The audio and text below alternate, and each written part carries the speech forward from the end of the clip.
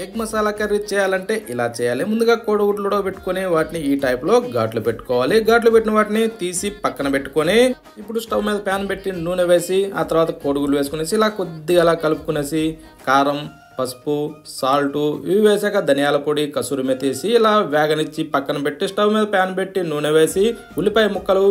పచ్చిమిరపకాయలు, అల్లం ముక్కలు, వెల్లుల్లిపాయలు వేసి ఇలా కలుపుకోవాలి. ఇలా వేగనిచ్చి తీసి ఒక ప్లేట్లో వేసేసుకొని ఇప్పుడు వాటిని చల్లారనిచ్చి మిక్సీ జార్లో వేసి జీడిపప్పులు వేసి కొత్తిమీర వేసుకునేసి నీళ్లు పోసి పేస్ట్ చేసి పక్కన పెట్టుకొని అదే నూనెలో చెక్క, లవంగాలు, యాలకులు, మిరియాలు, జీలకర్ర వేసి కొద్దిగా వేగనిచ్చేసి గ్రైండ్ చేసిన పేస్ట్ వేసి ఇలా వేగిన తర్వాత సాల్ట్ వేసుకొని కొద్దిగా కలిపి ఇలా ఫ్రై అయిన తర్వాత కారం వేసుకునేసి పసుపు, ధనియాల పొడి వేసి ఇలా కలిపిన తర్వాత పెరుగు వేసి కొద్దిగా మిక్స్ చేసి ఫ్రై చేసిన కోడిగుడ్లు వేసుకొని కొద్దిగా నీళ్లు పోసి ఉడకనిచ్చి గరం మసాలా వేసి ఇలా కలిపి ఉడికిన తర్వాత కొత్తిమీర చల్లుకొని వేడి వేడి అన్నంలో తింటే సూపర్.